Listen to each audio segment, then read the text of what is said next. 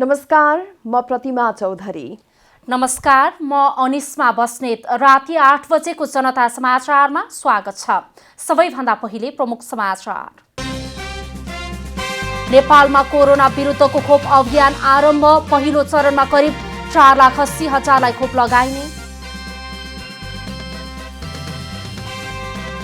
नेकपा उपाध्यक्ष वामदेव गौतमद्वारा पार्टी एकता राष्ट्रिय अभियान घोषणा। 6 महिनाभित्र पार्टी एक बनाउने दाबी।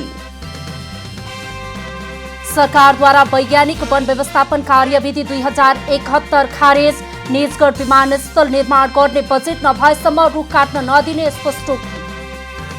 अमेरिकाद्वारा नागरिकका लागि ट्राभल एडभाइजरी जारी। भारत, पाकिस्तान, अफगानिस्तान र बङ्गलादेश यात्रा नगर्न आग्रह। र नेपाल पुलिसलाई 30 रनले पराजित गर्दै एपीएफ प्रधानमन्त्री कप राष्ट्रिय पुरुष क्रिकेट प्रतियोगिताको फाइनलमा प्रवेश।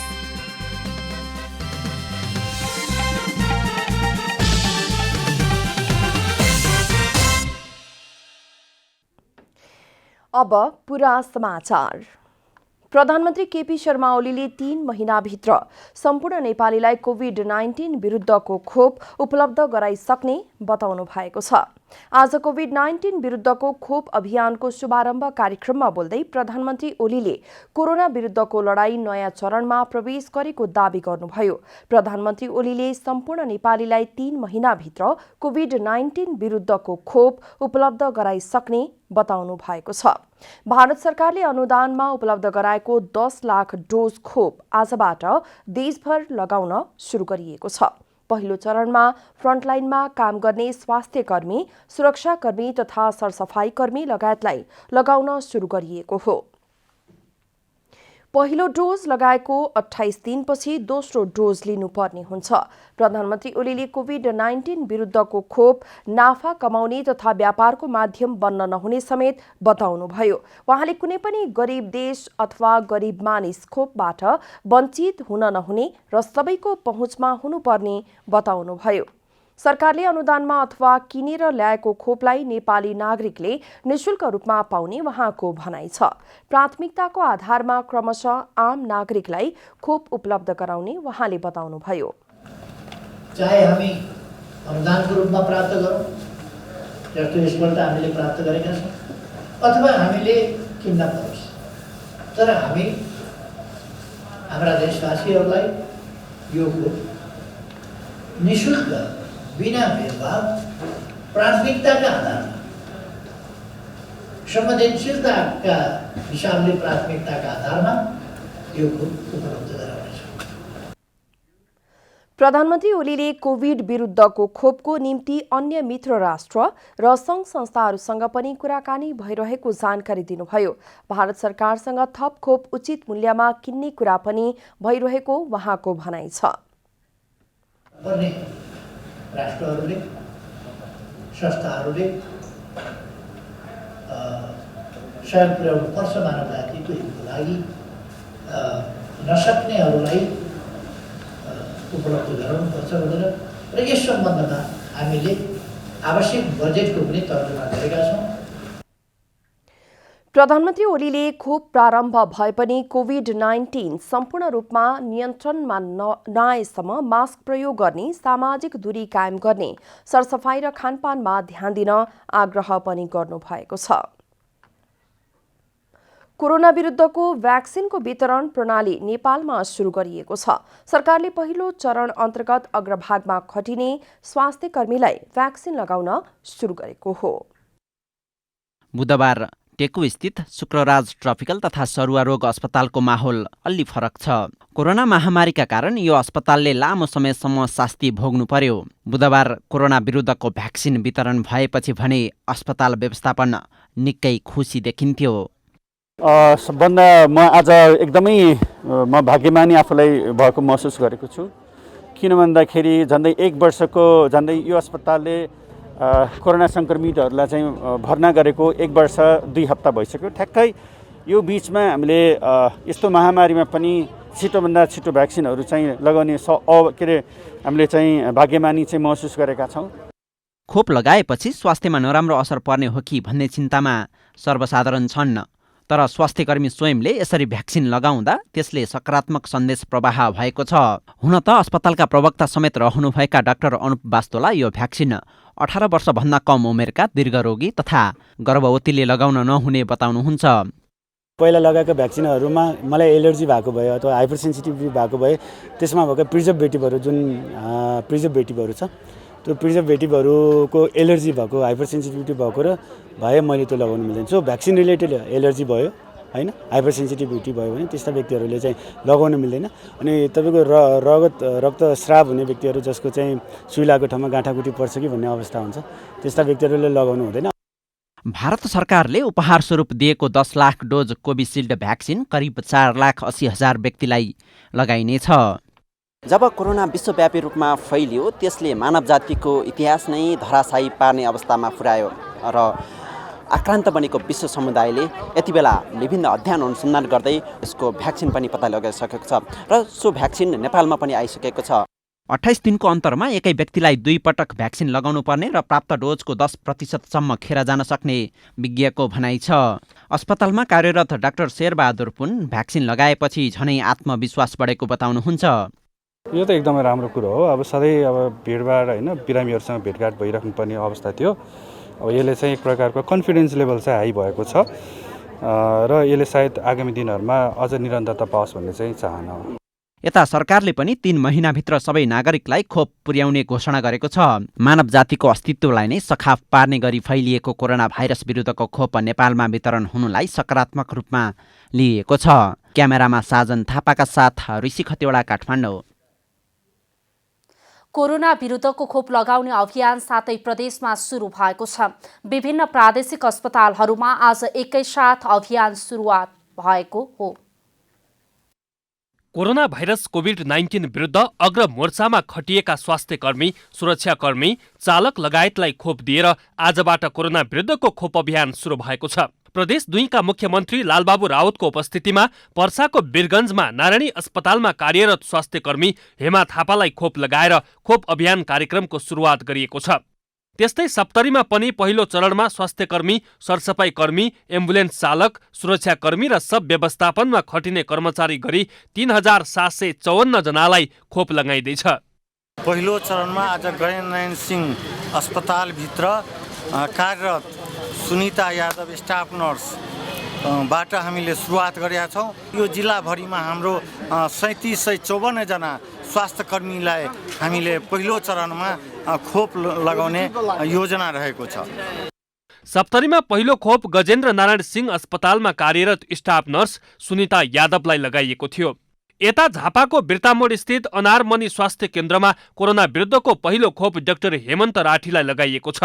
उता सुदूरपश्चिम प्रदेशमा पनि कोरोना भाइरस विरुद्धको पहिलो चरणको खोप अभियान शुभारम्भ भएको छ। मुख्यमन्त्री त्रिलोचन भट्टले प्रदेशको रेफरल सेती प्रादेशिक अस्पतालबाट पहिलो चरणको खोप अभियान शुभारम्भ गर्दै प्रदेशले थालेको कोरोना निशुल्क उपचार जारी रहने बताउनुभयो।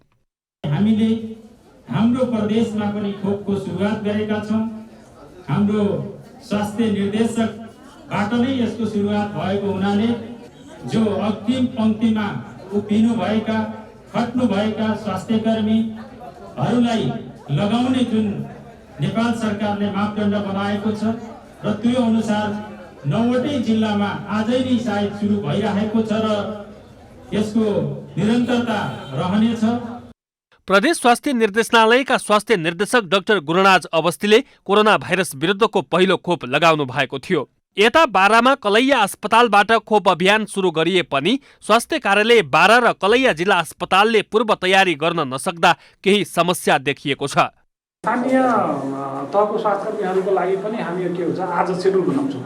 अब अहिले खास गरेर कलैया अस्पताल र सेनाको केहीलाई आज दिन्छौँ र भरे साँझमा हामी के गर्छौँ यो 5 दिनमा उहाँहरूको कसरी हामी समेट्न सक्छौँ उहाँहरूको प्रायोरिटी अनुसार हामी सेड्युल बनाएर उहाँहरूको जानकारी गराउँछौँ।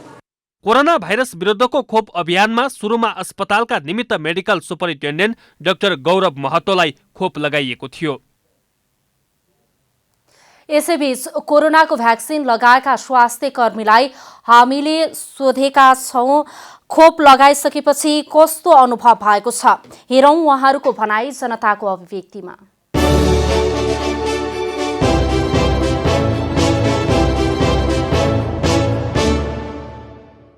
गत 1 सालदेखि यही हस्पिटलमा काम गरिरहेछौँ होइन। कोभिडको बिरामीसँग पनि धेरै सुरुमा डर भएकै हो, तर पछि आफ्नो प्रिकसनहरू लिएर डराउने अलिकति कम भएकै हो होइन।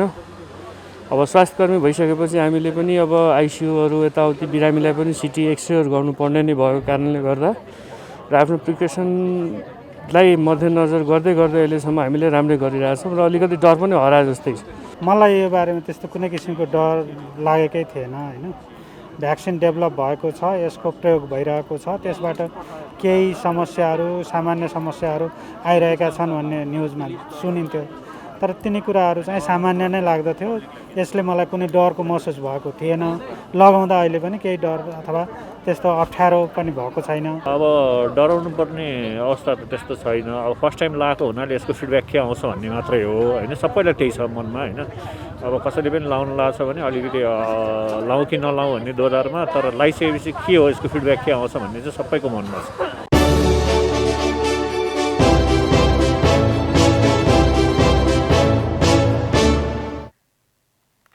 पछिल्लो 24 घण्टामा थप 283 जनामा कोरोना भाइरसको संक्रमण पुष्टि भएको छ।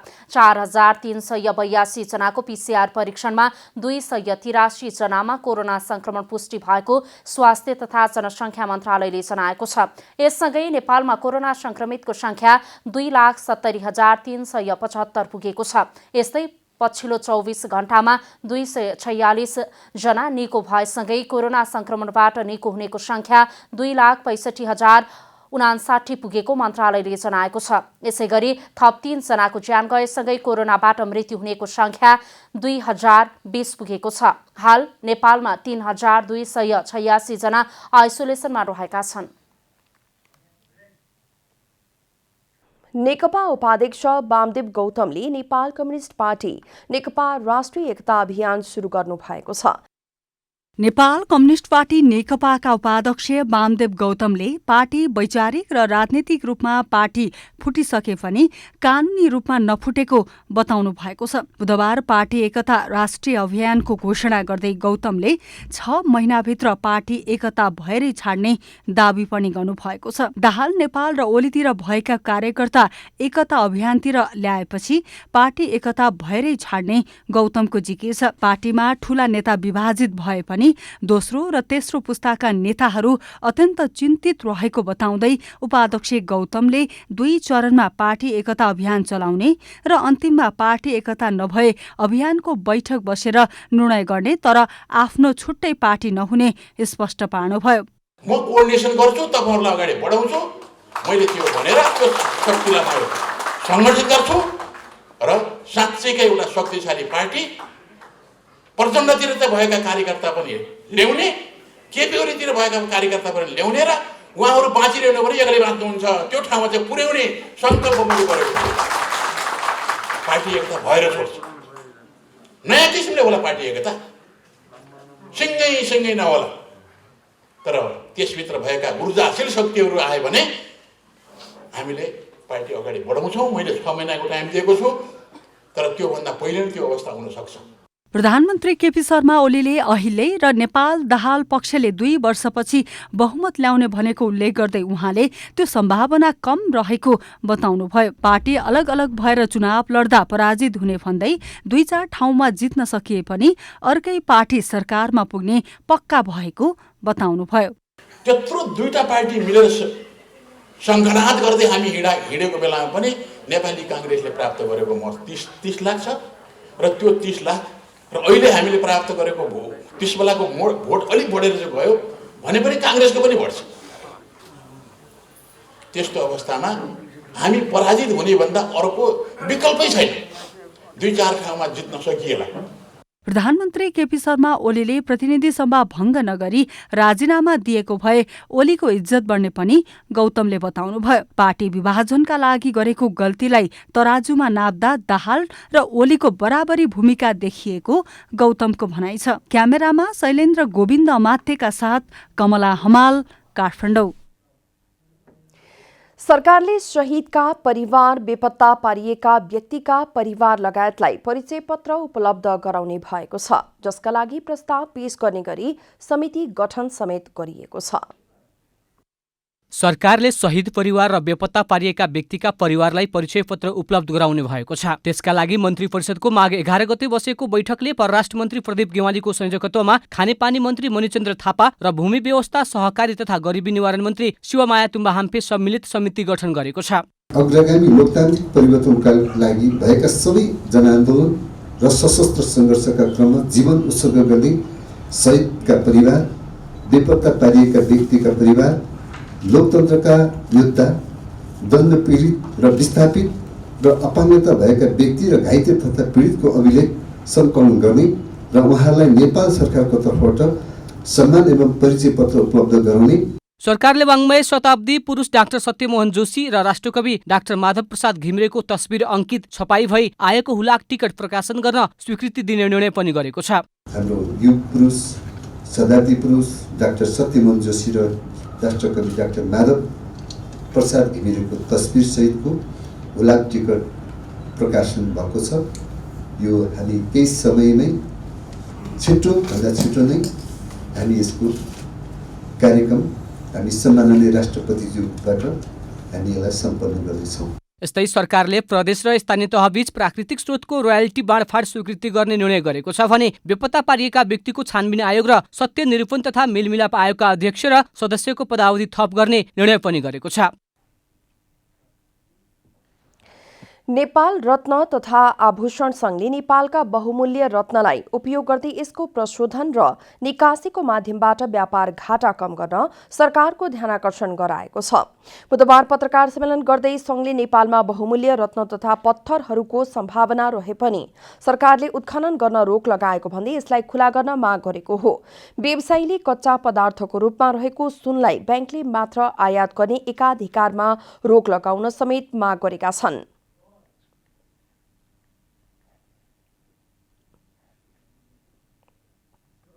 यसलाई चाहिँ रोक्नलाई चाहिँ गभर्मेन्टले चाहिँ एक्सपोर्ट कच्चा पदार्थको पनि एक्सपोर्ट रोकेको हो। तर हामीले रोकेर मात्र त हाम्रो सल्युसन त हुँदैन। त्यसैकारण हामीले गभर्मेन्टसँग बारम्बार हामीले चाहिँ कार्य गरेर अब हामीले चाहिँ यसलाई चाहिँ यहीँनिर प्रशोधन गर्नुपर्छ, यहीँनिर सबै कटिङ पलिसिङ गर्नुपर्छ, छिटोभन्दा छिटो गर्नुपर्छ भनेकोले नै अस्ति यो जाजरकोटको कुरा पनि आएको। संघले डायमण्ड परीक्षणका लागि विदेश पठाउनु पर्ने अवस्थाको अन्त्य गर्न स्वदेशमै प्रयोगशाला स्थापना गर्ने पनि जनाएको छ। सुन आयातमा रहेको कोटा प्रणाली खारेज, व्यवसायको बीमाको व्यवस्था लगायतका नीतिगत सुधार गर्न व्यवसायीले सरकारसँग माग गरेका छन्। कमसेकम त्यति त सुन उपलब्ध हुनु पर्यो नि। हेर्नुहोस् है, पहिला योभन्दा अघिल्लो सालमा पर डे सिजनमा 40 किलोसम्म पनि सुन दिएको थियो। आज आएर तपाईँको 10 किलोमा हामी सीमित छौँ। वार्षिक 1 अर्ब राजस्व बुझाउने गरेको संघले यस कार्यकालमा 10 प्राथमिकताका क्षेत्र निर्धारण गर्दै गरगहना तालिम मार्फत स्वदेशमै रोजगारी सृजना गर्ने जनाएको छ। सरकारले वैज्ञानिक वन व्यवस्थापन कार्यविधि 2071 खारेज गरेको छ।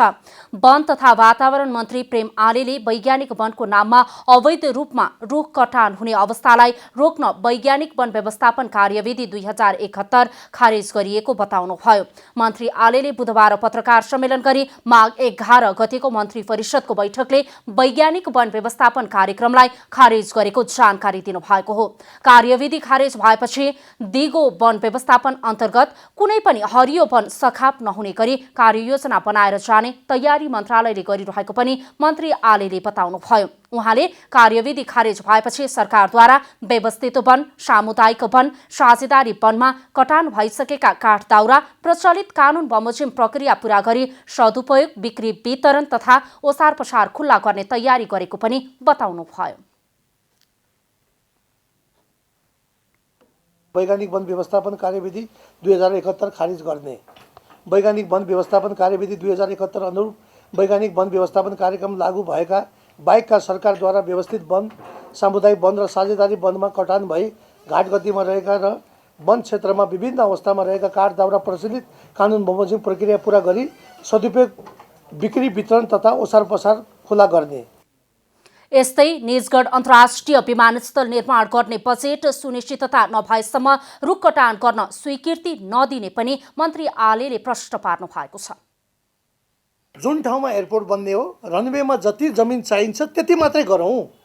यो साराका सारा 8045 हेक्टर जुन चाहिने निजगढ विमानस्थलको नाममा आएको जमिन पुरै चाहिने हराभरालाई चाहिँ सकाप पार्ने गरी यो मन्त्रालयले आफ्नो काम अगाडि बढाउँदैन। हामीले गर्ने भनेको जति रनवे बन्ने हो 1900 हेक्टरमा त्यति मात्रै गरौँ भनेर मैले त्यो भनेको हो। मन्त्री आलेले निजगढ विमानस्थल निर्माण गर्दा जुन ठाउँमा एयरपोर्टको रनवे बन्ने हो त्यही ठाउँमा मात्रै रुख कटानको स्वीकृति दिने पनि बताउनु भएको छ। मन्त्री आलेले आफूले मन्त्रालय सम्हालेको 1 महिनामा मन्त्रालय मातहतका धेरै कार्यक्रमलाई व्यवस्थित गराउन लागेको दाबी समेत गर्नु भएको छ। सर्वोच्च अदालतमा प्रतिनिधि सभा विघटन विरुद्ध नेकपाका सांसदहरूले दिएको रिटमा बहस गर्न प्रधान न्यायाधीश चोलेन्द्र शमशेर जबराले समय तोक्नु भएको छ। संसद विघटन सम्बन्धी 6 वटा रिटमा सुनवाई बाँकी रहेको भन्दै धेरै समय नलिन अधिवक्ताहरूलाई आग्रह समेत गर्नु भएको छ। नेकपा संसदीय दलका प्रमुख सचेतक देव गुरुङ लगायतले दायर गरेको रिट बहसका लागि प्रधान न्यायाधीश चोलेन्द्र शमशेर जबराले एकजना कानून व्यवसायीलाई 15 मिनट मात्र समय दिन सक्ने बताउनु भएको छ। प्रधान न्यायाधीश जबराले त्यसपछि पनि संसद विघटन सम्बन्धी 6 वटा रिट सुनवाई बाँकी रहेको भन्दै धेरै समय नलिन आग्रह गर्नु भएको छ। बुधबार देव गुरुङ समेतको रिटमा वरिष्ठ अधिवक्ता डाक्टर युवराज संग्रौला, शम्भु थापा, सुरेन्द्र महतो, बहादुर केसी, अधिवक्ता मेघराज पोखरेल लगायतले बहस गर्नु भएको छ। कुल 13 वटा रिट परेकोमा हालसम्म 7 वटामा मात्र सुनवाई भएको छ। संसद विघटन सम्बन्धी मुद्दामा संवैधानिक इजलासमा माघ 4 गतेदेखि विषय केन्द्रित बहस भइरहेको छ। बुधबारको बहसमा वरिष्ठ अधिवक्ता युवराज संग्रौलाले असंवैधानिक रूपमा विघटन गरिएको प्रतिनिधि सभालाई पुनस्थापना नगरिए त्यसको कार्यकाल संविधानमा 5 वर्षको लेखिए पनि व्यवहारमा 2 वर्षमा सीमित हुने बताउनु भएको छ।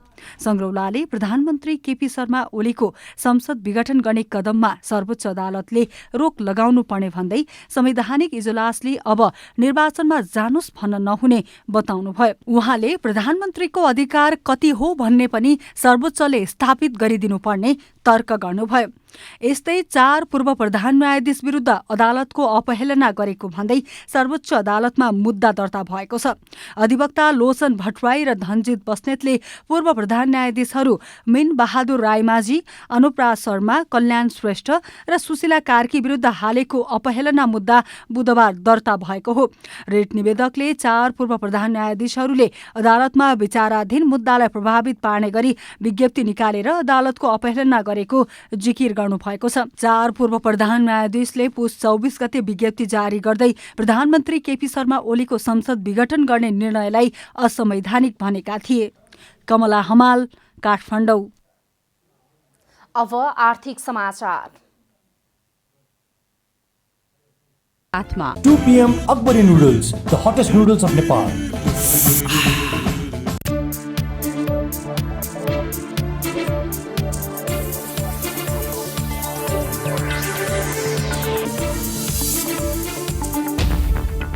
नेपाल विद्युत प्राधिकरणले प्रसारण लाइनको स्तरोन्नति गर्न पूर्वी नेपालमा 1 महिनासम्म दैनिक विद्युत आपूर्ति अवरुद्ध हुने जनाएको छ। दुबई खनार 33 केबी डबल सर्किट प्रसारण लाइनको कन्डक्टर अपग्रेड गर्न माघ 13 देखि फागुन 12 सम्म हरेक दिन बिहान 8 बजेदेखि बेलुका 5 बजेसम्म प्रसारण लाइन अवरुद्ध हुन सक्ने सूचना प्राधिकरणले जारी गरेको छ। त्यस लाइनबाट विद्युत आपूर्ति लिएका सुनसरीको इटहरी वितरण केन्द्र अन्तर्गतका सबै क्षेत्रमा 1 महिनासम्म विद्युत आपूर्तिमा अवरोध आउन सक्ने प्राधिकरणको सूचनामा उल्लेख छ। अपग्रेडको काम निर्धारित समयभन्दा अगावै सम्पन्न भएमा सोही अनुसार विद्युत आपूर्ति नियमित हुने पनि प्राधिकरणले जनाएको छ। नेपाल उद्योग वाणिज्य महासङ्घले स्वदेशमै दक्ष जनशक्ति उत्पादन गर्ने कार्यलाई केन्द्रित गर्ने भएको छ। महासङ्घ अध्यक्ष शेखर गोल्छाले अहिले वैदेशिक रोजगारीमा लाखौं युवाहरू सिप बिना नै गएका कारण न्यूनतम पारिश्रमिकमा कठिन खालका काम गर्न बाध्य भएका भन्दै महासङ्घको नेतृत्वमा दक्ष जनशक्ति विकासमा लाग्ने बताउनु भएको हो। कार्यकारिणी समितिका सदस्य हेमराज ढकालको सभापतित्वमा गठित स्वास्थ्य तथा सिप विकास समिति विस्तारका क्रममा गोल्छाले दक्ष जनशक्ति विकासमा लाग्न समितिलाई आग्रह गर्नुभयो। अहिले पनि नेपालमा कपाल काट्ने व्यवसायदेखि ज्वेलरी तथा निर्माण क्षेत्रमा लाखौं विदेशी कामदारहरूले काम गरिरहेकाले स्वदेशमै आवश्यक सिपसहित दक्ष जनशक्ति उत्पादन गर्न सके हाल कार्यरत विदेशी कामदारहरूलाई प्रतिस्थापन गर्न सकिने बताउनुभयो। समितिको सहसभापतिहरूमा महासङ्घ कार्यकारिणी समितिका सदस्य भक्तबहादुर हमाल र महासङ्घको वस्तुगत परिषदका पूर्व सहसभापति लोकनाथ गैरे चुनिनु भएको छ। समितिका सदस्यहरूमा हेमराज बडाल, मृगेन्द्र मेहर श्रेष्ठ, सीताराम रेग्मी, रामेश्वर पराजुली, शङ्कर खड्का र राजेन्द्र बराल हुनुहुन्छ। यसैगरी नेपाल उद्योग वाणिज्य महासङ्घको कार्यकारिणी समितिका सदस्य आकाश अधिकारीको सभापतित्वमा गठित चलचित्र तथा मनोरञ्जन फोरम विस्तार भएको छ। फोरमका सहसभापतिहरूमा नेपाल चलचित्र सङ्घका मधुसूदन प्रधान र नेपाल सङ्गीत उद्योग सङ्घका अध्यक्ष सूर्यबहादुर मगर चुनिनु भएको छ। फोरमका सदस्यहरूमा नेपाल विज्ञापन सङ्घका निवर्तमान अध्यक्ष रविन्द्र कुमार रिजाल शशी, नेपाल कलाकार सङ्घका कोषाध्यक्ष सुनिल कटुवाल, चलचित्र निर्देशक मदन घिमिरे, नेपाल चलचित्र निर्माता सङ्घका सचिव छविराज ओझा, सङ्गीत तथा चलचित्र उत्पादक समाजका अध्यक्ष निर्मल ढकाल, प्रस्तुता समाजका निवर्तमान अध्यक्ष तुलसी पराजुली हुनुहुन्छ। बुधबार सुनको मूल्य तोलामा 700 रुपियाँले घटेको छ। बजारमा छापावाला सुन प्रति तोला 92,100 रुपियाँमा कारोबार भएको नेपाल सुनचाँदी व्यवसायी महासङ्घले जनाएको छ। मङ्गलबार छापावाला सुन प्रति तोला 92,800 रुपियाँ रहेको थियो। बुधबार तेजाबी सुन प्रति तोला 91,600 रुपियाँमा कारोबार भएको छ। चाँदीको मूल्य तोलामा 5 रुपियाँले घटेर प्रति तोला 1,250 रुपियाँमा कारोबार भएको महासङ्घले जनाएको छ। अन्तर्राष्ट्रिय बजारमा सुन प्रति औँस $1,850 हाराहारीमा कारोबार भइरहेको छ।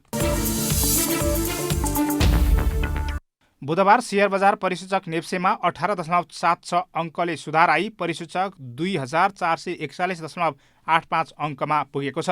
बजारमा क वर्गका परिसूचकको मापन गर्ने सेन्सिटिभ इन्डेक्स भने 0.86 अङ्कले घटेको छ। बुधबार बजारमा व्यापारिक, non life insurance, micro finance, life insurance र म्युचुअल फन्ड समूहको परिसूचकमा सुधार आएको छ। बाँकी समूहको परिसूचकमा गिरावट आएको छ। बजारमा 208 कम्पनीका 1,92,59,259 खेता सेयर 59,151 पटक खरिद बिक्री हुँदा 8 अर्ब रुपियाँ बराबरको कारोबार भएको छ।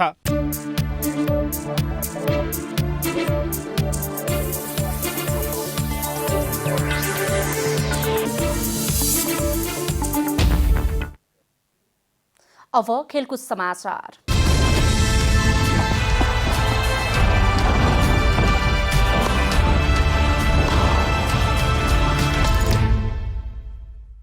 एपीएफ क्लब प्रधानमन्त्री कप राष्ट्रिय पुरुष क्रिकेट प्रतियोगिताको फाइनलमा प्रवेश गरेको छ।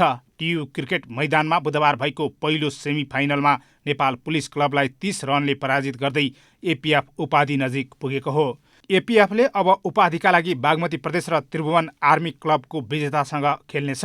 एपीएफले दिएको 204 रनको लक्ष्यसहित जवाफी ब्याटिङ गरेको पुलिसले 49 ओभर 2 बलमा अल आउट हुँदै 173 रन मात्र बनाउन सक्यो। पुलिसका लागि पवन सर्राफले सर्वाधिक 40 रन बनाए। यस्तै राशिद खानले 34 रन जोड्दा दिपेन्द्र सिंह ऐरीले 33 रन बनाए। अनिल शाहले 21 रन बनाउँदा आरिफ शेखले 16 रनको योगदान गरे। पुलिस क्लबलाई सस्तैमा समेट्न भुवन कार्कीले 4 विकेट लिए। कमल ऐरी, अविनाश बोहरा र शरद भेषवाकरले 2-2 विकेट आफ्नो नाममा लेखाए। यसअघि टस हारेर पहिला ब्याटिङ गरेको एपीएफले 50 ओभरमा 9 विकेट गुमाएर 203 रनको योगफल तयार पारेको थियो। एपीएफका लागि शङ्कर राणाले सर्वाधिक 44 रन बनाए। यस्तै भुवन कार्कीले 42 रन जोड्दा सन्दीप जोराले 34 रन बनाए। सुभाष खकुरेल र कमल ऐरीले समान 19-19 रन योगदान गरे। कप्तान शरद भेषवाकरले 18 रन जोड्दा अविनाश बोहरा 11 रनमा अभिजित रहे। बलिङतर्फ पुलिसका आरिफ शेखले 3 विकेट लिए। ललित राजवंशी र दिपेन्द्र सिंह ऐरीले 2-2 विकेट लिए। 3 विभागीय र 7 प्रदेश गरी 10 टिमको सहभागिता रहेको खेलमा विगतका 3 संस्करणमा झैँ यो संस्करणमा पनि विभागीय टिमकै वर्चस्व कायम छ। एपीएफ अपराजित रहँदै फाइनलमा पुगेको हो। एपीएफ समूह ए को विजेता र पुलिस समूह बीको उपविजेता बन्दै सेमी फाइनल पुगेका थिए। तेस्रो संस्करणमा पनि एपीएफ र पुलिसले सेमी फाइनलमा खेलेका थिए, जहाँ पुलिसले एपीएफलाई हराउँदै फाइनल पुगेको थियो।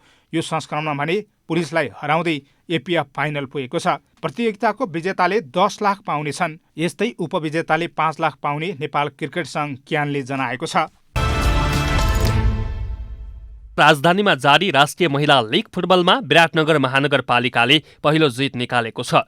रौतहटको चन्द्रपुर नगरपालिकालाई 5-0 गोल अन्तरले पराजित गर्दै विराटनगर महानगरपालिकाले प्रतियोगितामा पहिलो जित दर्ता गरेको हो। साधोबाटो स्थित एन्फा कम्प्लेक्समा भएको खेलमा विराटनगरका लागि कुसुम खतिवडाले ह्याट्रिक गर्दा अनु राई र सरिता शेर्पाले एक गोल गरे। पहिलो हाफ सकिँदा विराटनगरले 2-0 गोलको अग्रता बनाएको थियो। कुसुमले खेलको 12औं मिनेटमा गोल गर्दै विराटनगरलाई अग्रता दिलाएकी थिइन्। कुसुमले काउन्टर अट्याकमा गोलरक्षक युनिसा राईसँगको 1 भर्सेस 1 को स्थितिमा गोल गरेकी हुन्। खेलको 32औं मिनेटमा विराटनगरले अग्रता दोब्बर बनायो। मिडफिल्डर अनुले चन्द्रपुरकी गोलरक्षक युनिसा अगाडि बढेको फाइदा उठाउँदै चिप गोल गरेकी थिइन्। दोस्रो हाफमा विराटनगरले थप 3 गोल गरेको हो। खेलको 36औं मिनेटमा डिफेन्डर सरिताले गोल गर्दै विराटनगरलाई 3-0 को अग्रता दिलाइन्। उनले डिबक्स बाहिरबाट गोल गरेकी थिइन्। खेलको 74औं मिनेटमा कुसुमले व्यक्तिगत दोस्रो गोल गर्दै विराटनगरलाई 4-0 को अग्रता दिलाइन्। त्यसपछि खेलको 75औं मिनेटमा कुसुमले व्यक्तिगत तेस्रो तथा ह्याट्रिक पूरा गर्दै टिमलाई 5-0 को जित दिलाइन्। उनले काउन्टरमा गोल गरेकी थिइन्। जितसँगै विराटनगरले 3 खेलमा 4 अङ्क जोडेको छ। यसअघि विराटनगरले पहिलो खेलमा वालिङसँग 1-1 गोलको बराबरी खेलेको थियो भने दोस्रो खेलमा एपीएफसँग 7-0 गोल अन्तरले पराजित भएको थियो। चन्द्रपुर नगरपालिकाको यो दोस्रो हार हो। चन्द्रपुरले 3 खेलमा 3 अङ्क जोडेको छ। चन्द्रपुर पहिलो खेलमा एपीएफसँग 6-0 गोल अन्तरले पराजित भएको थियो। दोस्रो खेलमा उदयपुरको चौडण्डीगढी नगरपालिकासँग 7 गोल अन्तरले पराजित भएको थियो। प्रतियोगितामा पहिलो हुने टोलीले 15 लाख रुपियाँ, दोस्रोले 8 लाख र तेस्रो हुने टोलीले 5 लाख पुरस्कार पाउनेछन्। त्यस्तै उत्कृष्ट स्ट्राइकर, मिडफिल्ड, डिफेन्स, गोलकिपर र प्रशिक्षकलाई 50,000 रुपियाँ प्रदान गरिनेछ। बेस्ट प्लेयर अफ द लिगले स्कुटर प्राप्त गर्नेछ।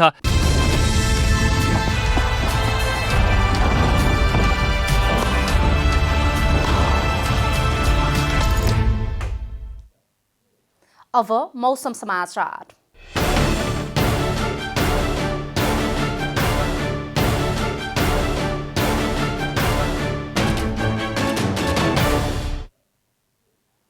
आज राति देशभर मौसम सामान्य बदलिरही केही स्थानहरूमा हल्कादेखि मध्यम वर्षाको सम्भावना रहेको जल तथा मौसम पूर्वानुमान महाशाखाले जनाएको छ। अब देशभरका विभिन्न स्थानको मौसम सम्बन्धी थप विवरण।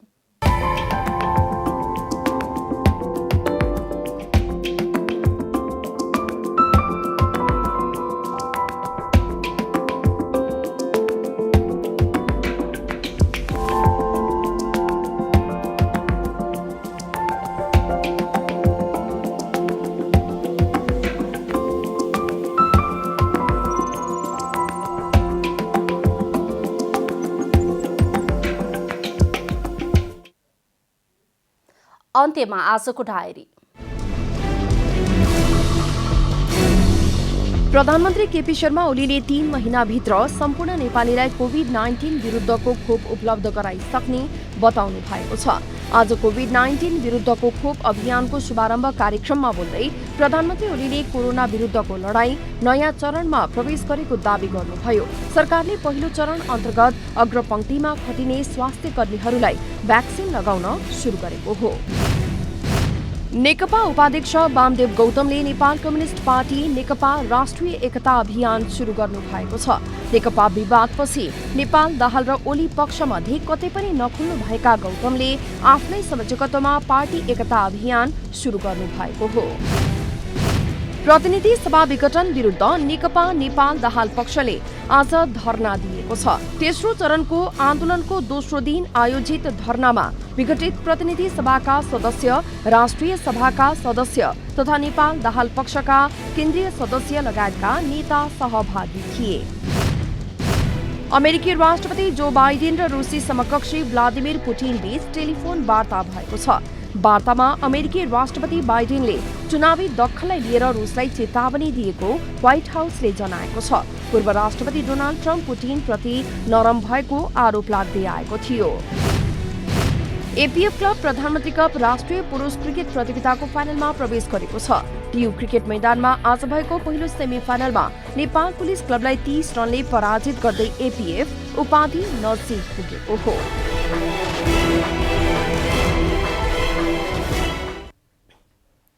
जनता समाचार अहिलेलाई यति नै। जनताद्वारा जनताका लागि प्रसारित जनता टेलिभिजनका कार्यक्रमहरू युट्युब, ट्विटर, फेसबुक र हाम्रो वेबसाइट जनतासमाचार.com मा पनि पढ्न र हेर्न सक्नुहुनेछ।